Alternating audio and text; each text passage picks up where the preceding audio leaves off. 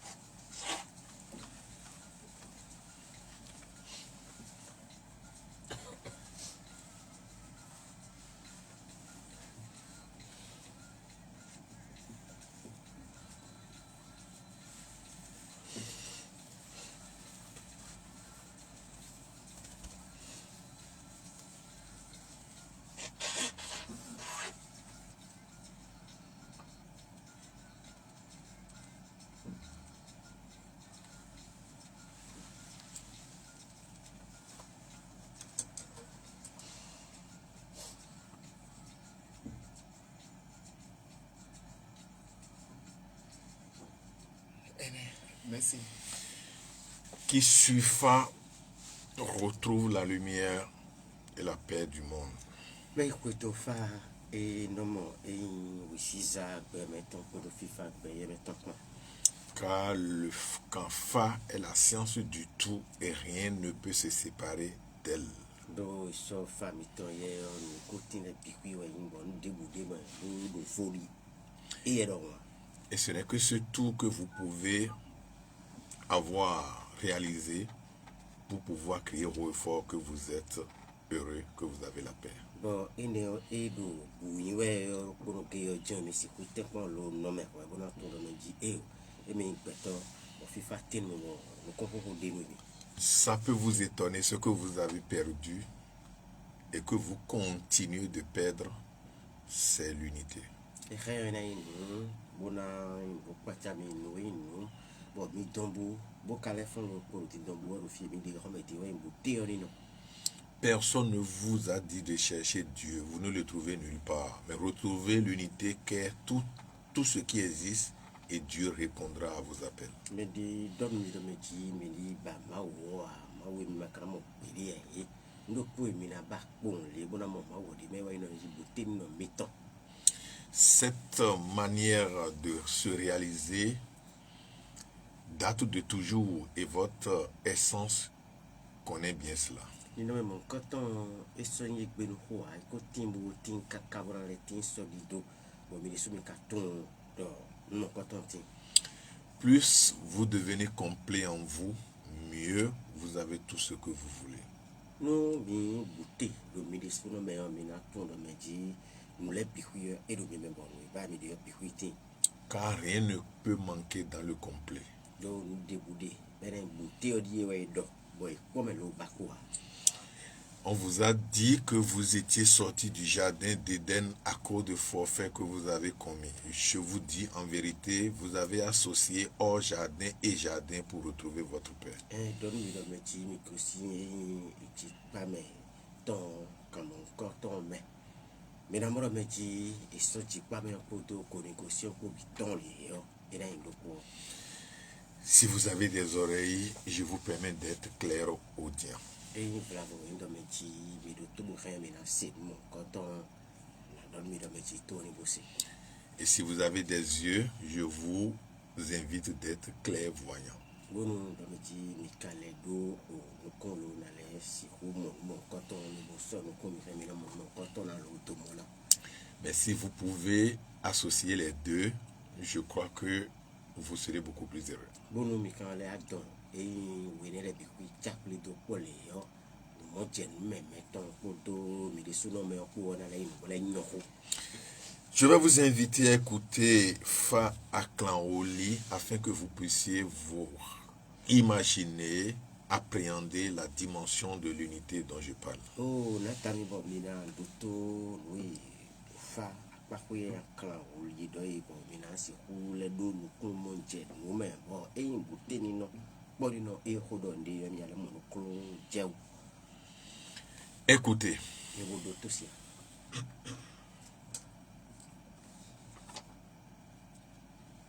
La raison est la chose du monde la mieux partagée.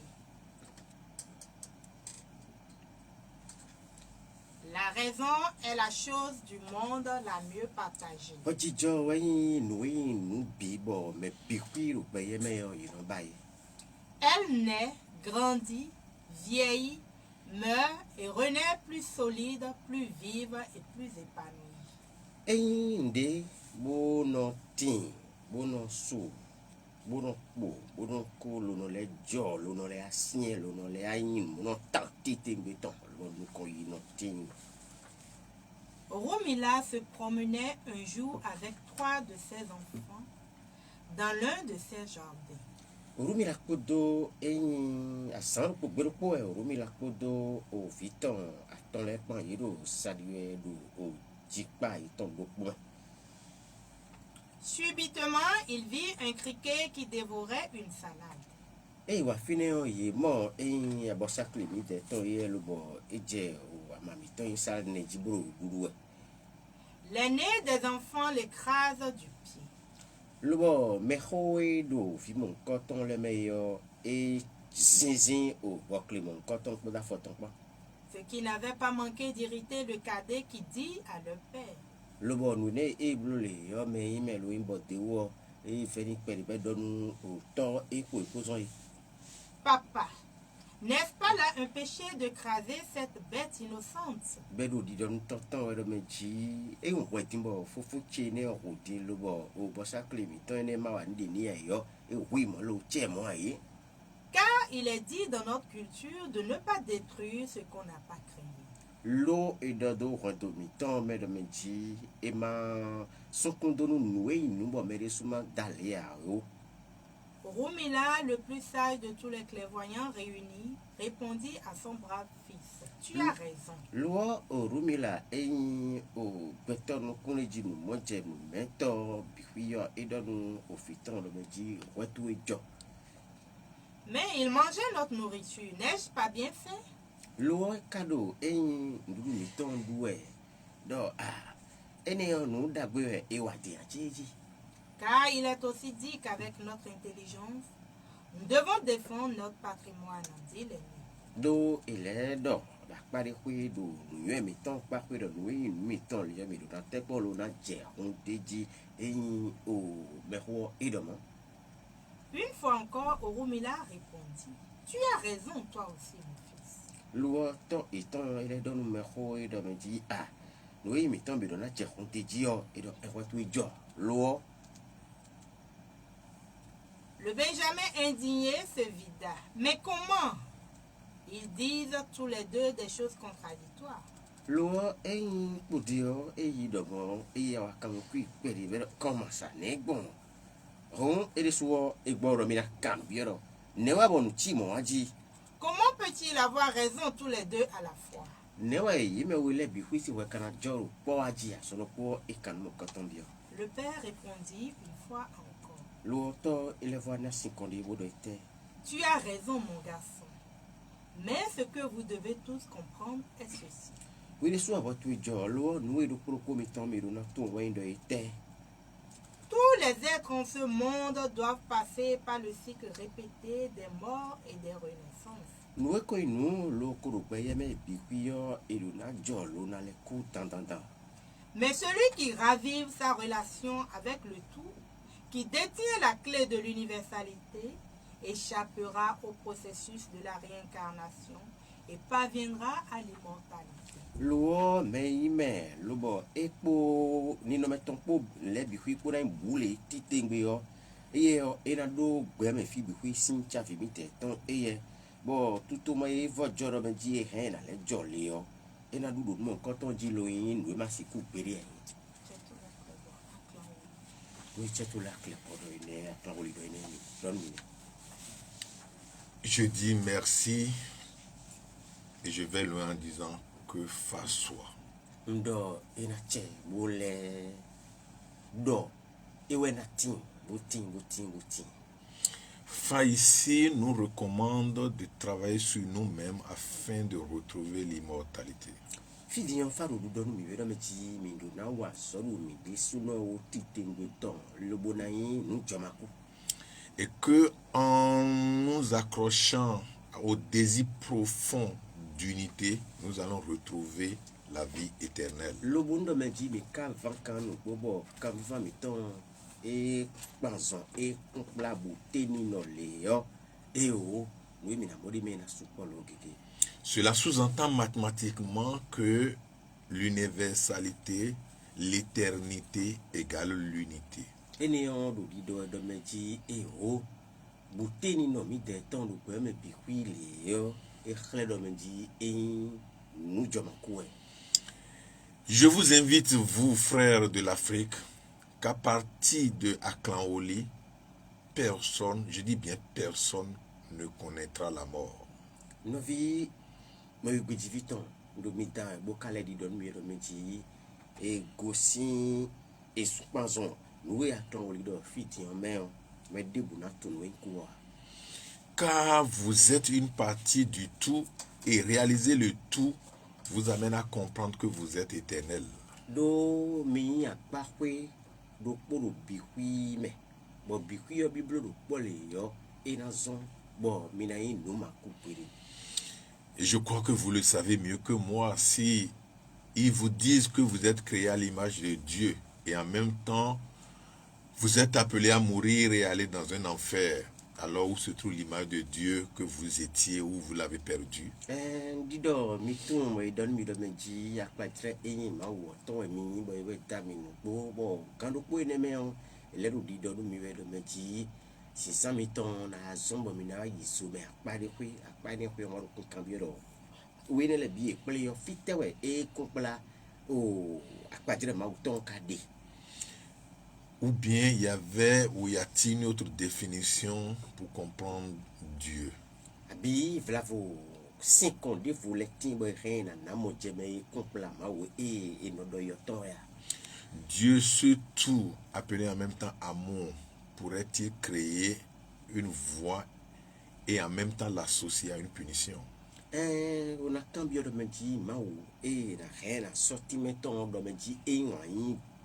to gidi le yo. Et le poids dirait la couille le signe à son polo na l'air de meji et mi na do fide ben y allié rien à bon lo yi soumeya. Et s'il devait faire, je crois qu'Aumandino s'est demandé dans quel but il pourrait le faire. Un bon de meji nous mon coton ouais ka na blo yin bon blo e ka blo wa cambio de meji et te ouais ka blo nous mon coton a dit tellement bien jadi me flavo. Rien dans cette légende de Aklanoli ne prouve que Orumila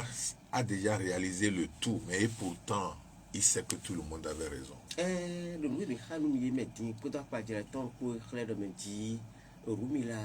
et au Kunkoblom, les bihuis, les holo, et quatre me dit bihuis, le bouté, ou une repos de mais. On peut quand même emprunter son chemin pour aller vers l'arbre de la paix. Et rien, mina, zon liton. Des saison boy, le nom de FIFA, tient Dieu, mais parce qu'il pense que son aîné a raison, le cadet a raison, le Benjamin a raison et lui-même a raison par la suite. Do mo jemeton elindo miton me ho do kweticho wetoncho me bo de we wetonjo lo me lo inpo de su sin kojo e bi su meti o sin kojo bo i bi pele o ite tonjo. Cela ne rejoint-il pas la loi du non-jugement dans tous les livres saints? En cambio de dia pa ko ni o yin ko ma danu me on do yin o ma tente me ti le bi me et ça we hachi. Si tout le monde a raison dans ton cœur, rien ne pourra plus troubler ce cœur. Et il y a eu un me me bi sin ko jo ni de bu na de lo na do me ti bi na to ai ha me no ko ai ha me fu no ya. Tout le monde a raison, mais parce que chacun vit dans son domaine de définition. Ne bi do ko ji jo do me ro po do e ni mo je me rien no sin ko rien na na ndo po blame. La chauve-souris mange par la bouche et va déféquer encore par la bouche. N'a-t-elle pas raison de le faire? Oui, mais nous avons ça plateau qui nous est et nous nous l'eau qu'on les jata, nous met à pas mon coton, la chauve-souris va accrocher ses deux pattes en l'air et dormir la tête en bas. N'a-t-elle pas raison de le faire? Et le point, ça plateau qui est maintenant tout le monde dit, la melodo, bah, faut on les bihuis, so, ou les gens, ou des l'autre, ou tout, Reton Joachi. Elle est quand même cet animal ou cet oiseau qui possède encore des dents. Est-ce qu'elle n'est pas raison de l'avoir? Bon, et donc, bon, j'ai oui, mais rien, mais d'abord, ben, da doudou, nous, mais, le Canada, va, nous, les gens, il y a pas mon coton, puis, mais alors, ben, dit, Reton Joachi. La nature a fait chaque chose à partir de la raison suprême. Mais là, tout le monde dit, payer, mais qu'il y a mes idées, et d'aller au dos, et une fois dit, jo, et une d'arroubio, blâme. Un criquet qui est appelé à dévorer une salade est une chose normale parce que la nourriture du criquet, c'est de manger des feuilles. Nous me dit, nous sommes ça que les gens me disent, ben, le salade, et les gens me disent, nous voyons, nous voyons ici, nous voyons, nous voyons, nous voyons, nous voyons, maïbi. Et jusque-là, le criquet ne savait pas qu'il offense une famille. Kaka dia mon coton, nous bon, ça que mon coton doit m'aider, doit continuer à me dire, que vous doit rendre la foi. Mon frère, tu as raison, même si tu offenses quelqu'un, tu as raison parce que tu ne sais pas. Et le Christ l'a dit sur la croix, pardonne-les car ils ne savent pas ce qu'ils font. Nous viti, ouais, tout est jo. Nous doit me dire, à terre, nous, rouba me de ouais, abi, à terre, ouais, tout me de tout est jo. Nous, Christ, ou des sous, nous, et une close, ouais, tu dois me dire, j'ai tout nous va dire. Tu as raison, oui, mais peut-être la croix liée à ces raisons t'attend aussi. Ben, ouais, tout est jo, nous, bon, l'eau, et tout plat, close, ouais, et dire, ouais, tout est né, joyo. Et là, on va dire, tu sais écraser une bête par le pied, tu as raison, mais tu seras écrasé par peut-être le sabot d'un éléphant un jour. Ouais, retourne le bon, et il va s'acclimer, et dire, on s'en fout de l'eau, on tout John Bo, carton et le medi, caï, dameyo, comme on compte coup d'un et coup, tout y en a, mon faut bien de medi, et il sommit, ton sur sa criticien, faut la guider.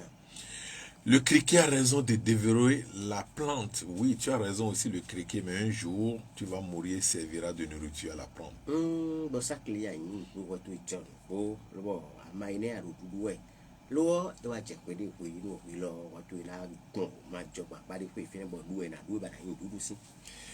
Nous devons défendre notre patrimoine, a dit le cadet. Mon frère cadet, tu as aussi raison de défendre ce qui est à toi. Le bon, mais il botte oui, et des soins de me dire, oui, nous mettons les temps, les yeux, mais on a tel qu'on a check, on te dit, no vie, but we don't pas les signes. Parce qu'on ne peut pas se laisser facilement à l'autre d'être manipulé ou de se faire manipuler. Do ici, Joe, mais il y a tout le monde me dit, et oh, et n'a rien, mais le ben a boni caviar, l'autre me dit, Joe, mais il y a un django, hein, Depuis toujours, les uns manipulaient les autres, mais un jour, celui qui est manipulé peut ouvrir les yeux. Nous bon, et quoi, mais le cours, mais il y a un mais de ta foi, il y a un peu de quatre, mais il y a un mais il y a des boutiques ta foi de soi, et non, il y a un mais le ta fou, mais signe. Vous avez composé une société de manipulation. Un jour, il peut arriver que quelqu'un dans la société s'ouvre les yeux et décide de ne plus faire partie de cette société ou de ne plus être manipulé. Ouais, mi te pas lo do to ko di to ti do to ko mon coton mais nya mais ti ta fo mais coton do ti sin to ko mi do mon coton lo e no yo ya azan kana ja we de no bon mais coton mi de bure ya yo do pura do me mando pidi ton mi de mi na gosin to ko ne mi do me makai mo ai de suna do mi ne kan hu no mi de su mi na coton mi de su no. Car selon la loi de naissance et de mort, l'abruti ne restera pas toujours abruti. Lo mi na moro ndo me ji so pa jere ko pla do me ji khe na jolo na le ko hu me ni me lo ya ko ni mo bi pe na fo mo na ko ni mo no ni ka so di to. Et vous aussi, nul n'est assez intelligent pour mentir éternellement. Un jour, on va découvrir que vous êtes des menteurs. Bon, mais les sous-mécaniques canatons, mais des tiens, le bois, le métier à Timbali, de Mité, ton yasin, je ne crasse pas de ma voix. Quand la ho, mais la mort de Timbali, le sous-mécanique, Timbali, de Orumila traite ce défenseur de patrimoine comme étant aussi quelqu'un qui a raison. Rumila do di do do me ji a fi mi ton lo do me ji e we mi le mi na ja ho do nu e mi ton di o e so o ji to pa mo ko ton fe. Mais le Benjamin Edinier demande à son père pourquoi deux personnes peuvent avoir raison en même temps. Lo nu pa cha wa inu me lo yin po di do me ji a papa ne ka gben ta lo bo yi me we le bi ku yo ko ide ton jenjo do se. Mais tu as raison d'être indigné aussi. Mais do me ji ko tu yo John bon mo ko ton fe pa cha we. Parce que là, tu es prêt à sommer la raison des deux premiers. Do apa mon koton ko ya ko si so lo bo wajijo e medio ko ton ya bara ho le bi ko le do ko bera yi. Et puisque tu le veux, je peux quand même t'orienter. Je peux te demander de m'amener un charbon. Mais c'est à toi de réfléchir au niveau du charbon là-bas.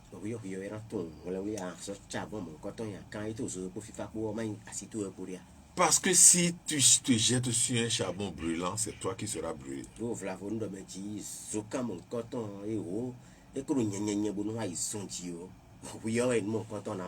Mais tu pourrais quand même te jeter sur un charbon qui n'est pas brûlant et qui est déjà éteint.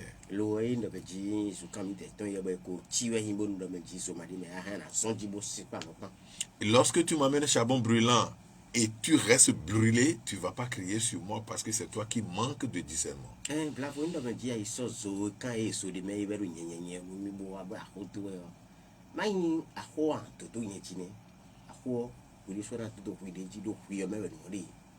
Et si en recevant un charbon brûlant, alors que tu as pris tous les soins de ne pas être brûlé, si moi-même je me jette dessus, je n'ai pas à crier sur toi parce que c'est moi qui ai manqué de discernement.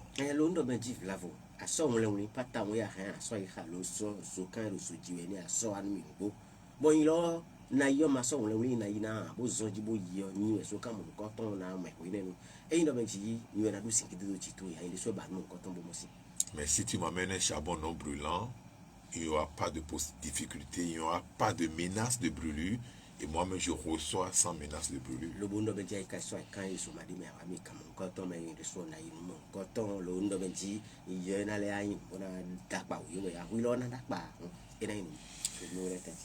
Alors, monsieur le Benjamin, tous deux a raison et tu viens d'avoir raison aussi.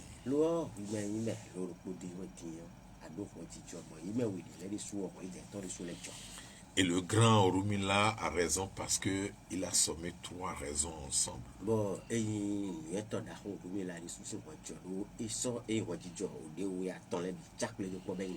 Parce qu'il a compris que chacun de ses enfants est comme une serviette sale.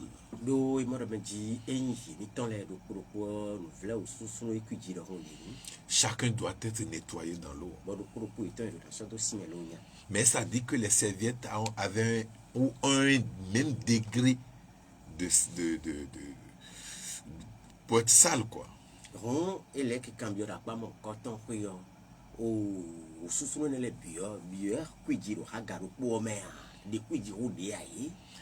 La serviette plus sale est censée entrer dans l'eau plusieurs fois, être triturée plusieurs fois avant de redevenir ou reprendre son éclat.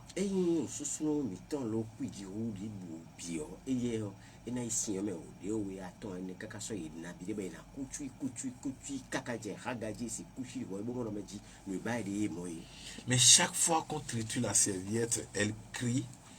crie de douleur parce qu'elle a mal. Mais qui est-ce qui pense qu'elle peut avoir mal?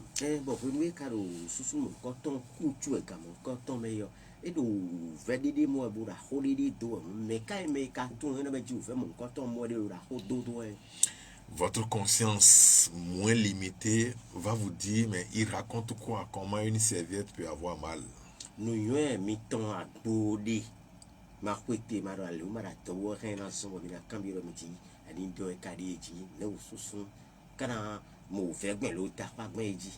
C'est toi la serviette dont je parle.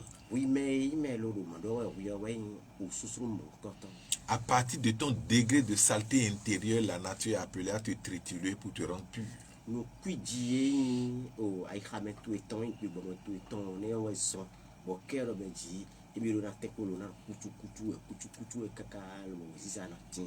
Et c'est là les épreuves que tu reçois au quotidien.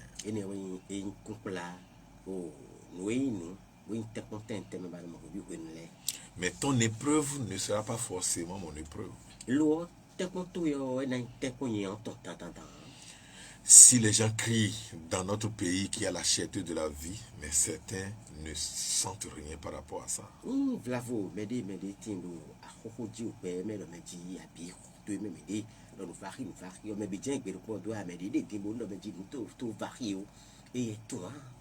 Parce que c'est une serviette pratiquement déjà propre. do ikon yena se da kpadjele yo susun ton wo susun ye ton ku men eko mere mi do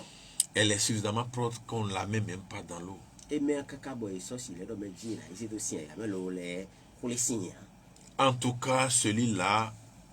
même s'il n'a pas réalisé le tout, est proche d'être le tout. bon me me lo do susun mo ko ton do me ji flavo e ma te ko do bute yo ya e so do le do bute yo na yo ya Retrouvez votre unité et donc retrouvez votre éternité. o mi te ko bon do me ji bute mi ton mi te ko no do mo ko ton e ncho ma ku mi ton mi na le mo C'est cela, Fa, et c'est ce que nous sommes. e fine bon we mi kan yo e mentine mi Merci à vous tous. e na chen no pour mi to si Merci. Et là, tu as mis caca le bord. Où est le C, de l'eau, fa, où est béton, où est fou, à faire un rouleau, où est le plomb, où est du dossier à l'héros. Donc, on a quand même le dieu et le quoi du jour, pour le tel qu'on a eu le quoi du jour, et il y a raison. Ene o wejijo no gbigble we bozun fan goyi gbetoton bo adu biba nu kweto ni jo anamo vivo gbeda goyi we no seme do wejijo gbe me do han na gon wejijo mando nka do wejijo fe do yin aiche me yon kwede sin me de osin ayi me on ko yon kwede ado tito me de we 0 table ba wejijo kporu mi tito me de we yen kade me bodo wejijo fe do ndo sin we e ka pon gbeto de vuro so don hen na mo no mi bi we do wejijo do nu mi tun o me we wejijo mi ton kosin nu edo o fevio eno nso fevi ton do deo me wejo me sin wejo ai nu ka wa do nu na demio do pora dojio we no le gbo de nu fevio me do po de vo na le do fevi do po na na digba we fevi ti no do dea me do po pro wejijo do we wejijo me bi egbe kana pere goyi mi ton e ka vesi mesin mi wa do nu gbo dodo e butebo me o mi na modo ajaka yon hwe do ina fin ko to kan du pere awi lo yon hwe do ina so ajaka du gbewe do imo do wejo we da ho sin teti Bon, oui, quand on lit au fond, il y a des poids, mais il y a aussi ces blagues au poids du jour, et il y a le bon, et notre job, mon poids, et non à dos sous caca, le bon, on les voit, à part mon coton, on a mon coup. mo jewe pe ono wa nu gbon mo jewe wi lo kade gbon do pe nu abe azome on a ndinde we pon we nu bibe o gan ho e kon le pon we devo gan ho e kon le pon we devo e teto na pon we devo e pon we devo do ani kudo de o me mana bi o devo o me we mo we chi ye me no pon mo wini sinu le o no mi be 6e mo we na pon we ensemble grand ten e blo lin wejijo ton de we na so da sinu we bo anu eno me an wa so bi de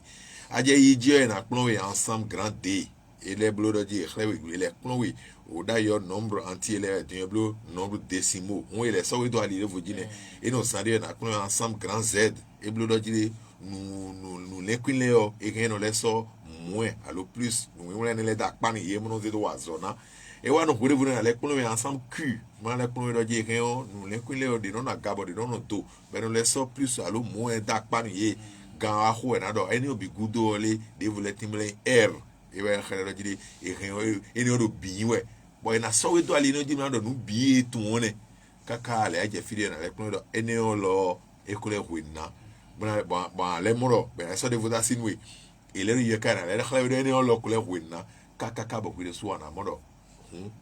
manvo sin gbeto emi nu aje eni o blo mo di amodo nje fide no le khale mi nevo je fide no khale mi nevo we so an friend you know me mavo lo de meje ikusimbo de me bio kaka bo amono mi guzu mavo e we yo éternité bolu mikado ayiti yon ko tenu mi ka hen mi na tun lo jele a o do mi de sume on we o ele voir do tijo do mi de sume alo pari nu e nda ho mi na tun o we mi do na no pon nu yoyo do nu ye ji we bi we nu mi pon nu do po yoyo do mi de ji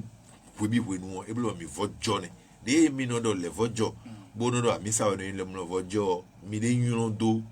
gugu me mi de do no aya misa bo me pon nu yoyo a vojo ti a aya misa do na pon nu yoyo nu gbo yoyo do na je nu to eji e wen connaître les vojo connaissance de Dieu connaître mais connaître kablo e jodo wego on adona pon nu yoyo e nu yoyo pon de ami sacré kon pon de ya e no pon da zome e no pon da khime e no pon do beme e no pon do novime e no pon do meromi kento metome e no pon do atiele le do meleme e no pon nu biwe anu kikon pere di e ne o vojo e se pon nu kande do no aton di gbero po bla le vojo kande ne les voitures ne ka ici me bouton kaka boa meo o ici ndi ti me pon bo ema dans me peria do devo atunda e boka pon devo me kai mo da ya me e se mo da ya do mi moto e gbonfo e do ndi le bodo no monto podo no seto po no se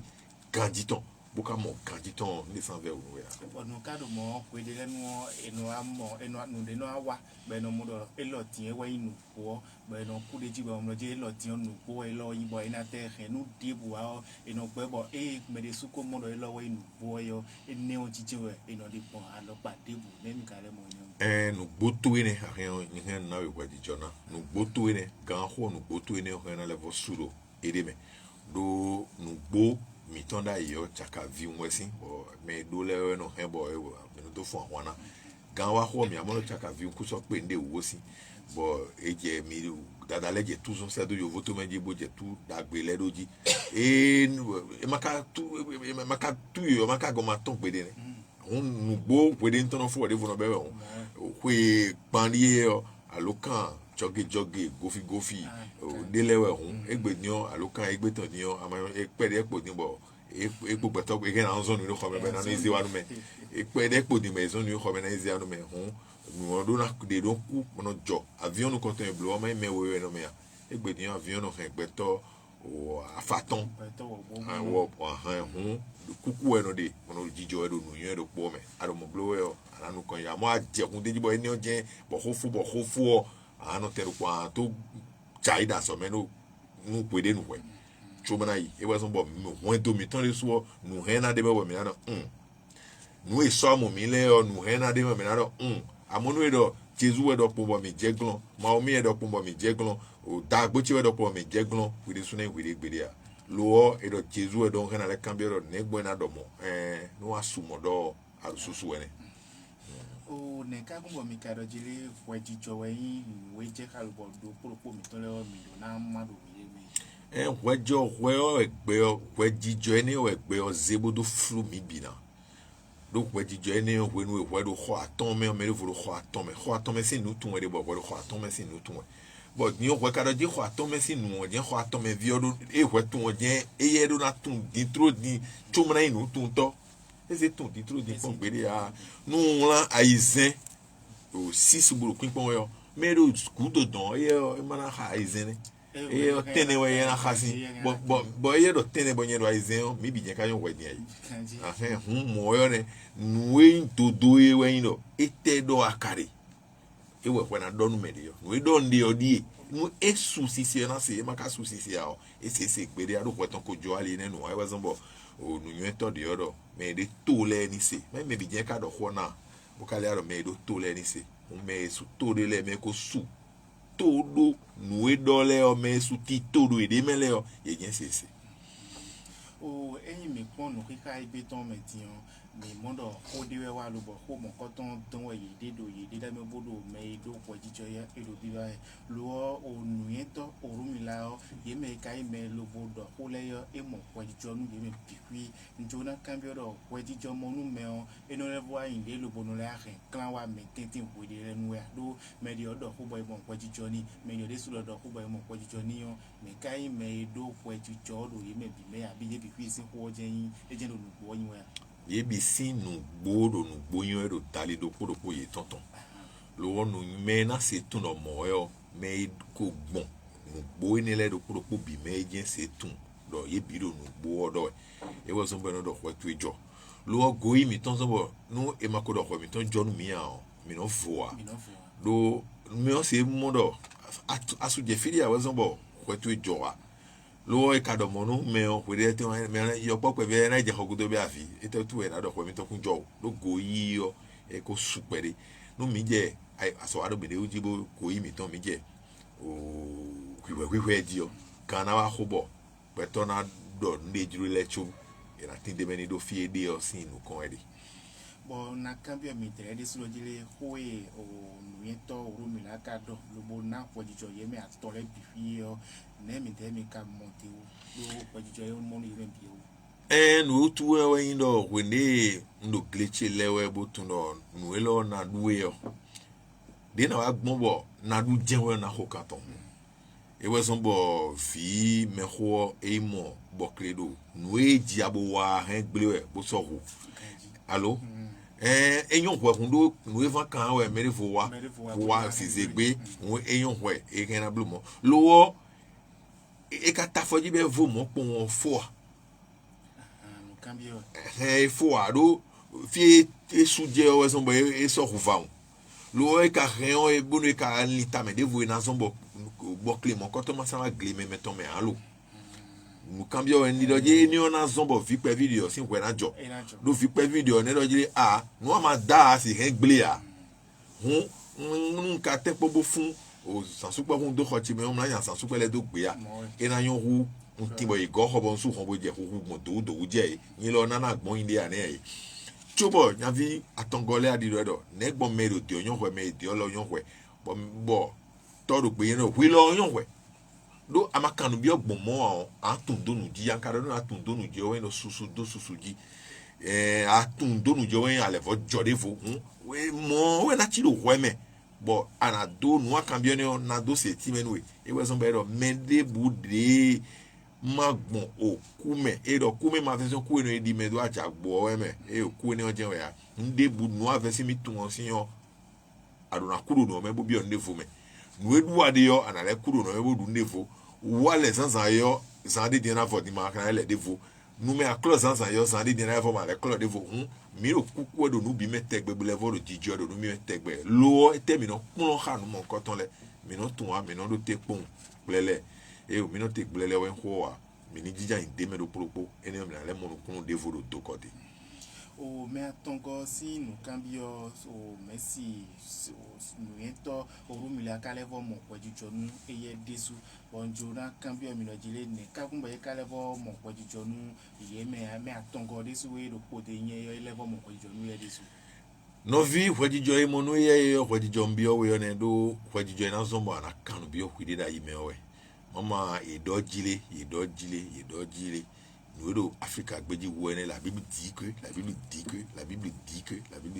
la Bible a assez dit la Bible a assez dit que et ça nous a moi bon ouais toi de mon no dit que mais so amo ebo renu ne alo meyo et to na flou tout sin ko to be a we do nous de manyon na me so mo ne mi olifi pere ho me medion de mi agbom na da o ton mi po fi ntole ko na bo ko mi ton bo we nu da ho we no free me ho me ton pare ko le fi ne ko ne bo de nu eni o ka nyon so mo kaka bo se ko ye bo na se ko mi na mo vivo bo anosi no kun bo ohun no kun do se ko mo ko ton bo e ka so sin me to me bo ame na gbe so mo tout étant les dions mais quand nous debout dions mais quand quoi dions y a un mi bon il y a mais non sous bon bible ma ouais quand nous boy nous t'es bien sur mon bon c'est quoi des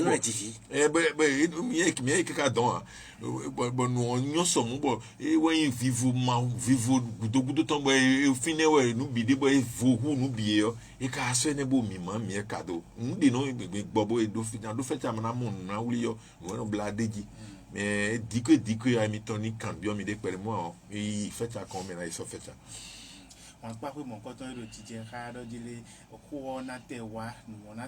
mo je ka mi de su mi no kan bio mi de mo do no lo ka wati e ke na do ko frame lo fide ti ayi a cambio with mo yo do me nu ete nu bo e won do bible do yo me boy bible dit que mais khanu yo me fie tun je we mi aso me je mi bo et l'argent ne fait pas le bonheur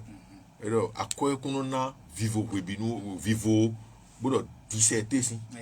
bodo 17 on ten blo an igbe na hwe do dire ko no na me vivo bo kan le gbedo ko na me vivo bo na wa idobi mlado ko no na me vivo amono na me vivo we bi no e we no thèse antithèse et synthèse bon mais ha bible no si vérité yo e ye blo thèse o no we a alo tezo kele ho do no ko ya anti tezo we do no ya sin tezo we do no bo igbe na e kai mo we mi po me na bi no horo po me to me vovo bi no blo tezo vovo me bi no blo anti tezo vovo bo me bi no blo sin tezo vovo o kai igbe no me no ton fa o mo po mbo e je ko yon we e o na do no gboro po mi jesu te wa bodo to pa sin hol honu kon do bo ho do na ti cho do je ho de ma ro fin so iri we ro ho me aji na igbe mi igbe ya ìyẹn tó sí kó ẹ ó ẹdọ lè tù jona kambioje mẹ ìkùnú yọ ọdọdọ àìlọtì ẹdọ ló bì mẹwẹ àmọ nùkúnjà pápẹ mọkọtọ ayọ lè tù ọ njọdọ mi tì mí pa pápẹ mọkọtọ mi. o no edo de bodo tu o bute bo imo no e nde ma kansin wa e we de bunde mi do kansin wu me o mi do bakpo mene do mi kansin wo mi hum e wa do fie ne o ba o e samo no ka do bute bu me o no de bu de ba de na mo do bute bo me me kansin wo le o ye no do kampo gbe me e ka do kampo gbe me o e no do bakpo gbe me do no e afia ba ndo ade o eno as kan ni bute bo o kan sa si alo o de ko si o jala bi bo de ko si I do ko ba o am over when you bute mo e ka le ba do bute bu gbe me o ndi study ma bro fadu de we do mo no e kunu na no kampo ahoso bute bo e no ne no e do de bu do mo ye bo kono ke no safa gbe lo jo no ko to do de yo do no do bute bu gbe me o ndi sana flow e we ndo do bi be me do e do mi do jipa me bo gan ho be nya me si jipa me afi de let him let go ma o ton ma yin ya jipa gudu de yin ton e jipa ri ede be mi de me bo jipa e mi won se jipa bo je jipa gudu don yo fi ni ma o ton de e jipa me ma wo jọdọ mi no o fivo me ko bi ndo fi no e awa jipa gudu o fe na so e so de a e so do jipa gudu de e ero fi le ka e do jipa gudu de hun no jipa gudu de hun wa ton de mi de no e do de o mi ti koklo vi do mboro koklo no mi ton wa me tegbe e mi no pa me mi la wa ton me tegbe mi dewe na lin ndo nugudo etedo e kare bodo mo newe ka reon e na mo no mo ko mo ko ton gbon bon ka do mi do be si egbediyan mi so jipa gudo de bo so chado jipa o jipa na gola tadeji bo ne mi ka si ko wa gbonbo o me bi fi asi ko do kan ti jaka bute mi do ti do bute do diyan wan yin dodo eji egbe ojijan yi yin we yen jin mi de jin mi de jina yan e o da gbo chide je yin na gbo mo de jina yin don lo na yin asia da gbo chide je yin na gbo me da de jina yin de jina yin kele ya don lo na yin de lo na yin mo no mi ze gbo bo bi kwi na yin mi ni go si de na yin bo go si don na yin bo bi kwi yin e na mi vivo ina na mi vivo ina chenu mi kaka o ina wa yi fi le ra bu Oyo o do nu bi o indu po o mi ra kana ko ti jo mi aton le do te so bo ina ko jo mi aton le de yin mu nje won do me ro po